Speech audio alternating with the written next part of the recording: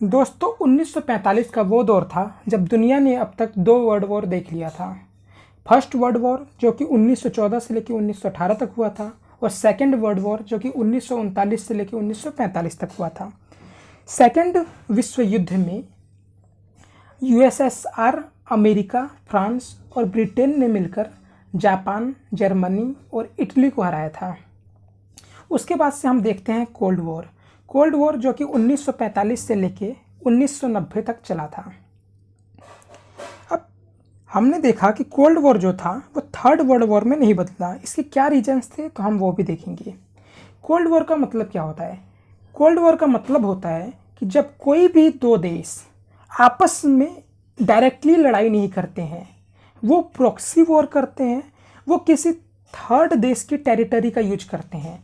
For example, India और पाकिस्तान के case में यूएसएसआर जो था वो इंडिया को सपोर्ट कर रहा था और यूएसए जो था वो पाकिस्तान को सपोर्ट कर रहा था। ऐसे ही क्यूबन मिसाइल क्राइसिस में हम देखते हैं कि जो यूएसएसआर था वो क्यूबा को सपोर्ट कर रहा था, जबकि यूएसए इसके अगेंस्ट में था। तो कोल्ड वॉर का मतलब होता है कि प्रॉक्सी वॉर करना, यानी कोई भी दो देश आपस में डायरेक्टली लड़ाई नहीं करते हैं। हम ये भी देखते हैं कि जो कोल्ड वॉर था वो हॉट वॉर में नहीं बदला। हॉट वॉर का मतलब यहाँ पे है कि थर्ड वर्ल्ड वॉर या फिर देशों के बीच डायरेक्ट लड़ाई। तो जो कोल्ड वॉर था वो थर्ड वॉर में या फिर थर्ड वर्ल्ड वॉर में क्यों नहीं बदला, इसके हम रीजंस देखते हैं। तो अब तक ये था कि यूएसएसआर और यूएसए दोनों के पास न्यूक्लियर बॉम्ब आ चुका था, और न्यूक्लियर बॉम्ब आने की वजह से इन दोनों देशों को खतरा था कि अगर थर्ड वर्ल्ड वॉर होता है या फिर हॉट वॉर होता है तो न्यूक्लियर बॉम्ब की वजह से दोनों देश ही नहीं बच पाएंगे। न्यूक्लियर बॉम्ब के बारे में कहा जाता है कि कोई भी देश लड़ाई नहीं जीत पाता है और दोनों देश बर्बाद हो जाते हैं।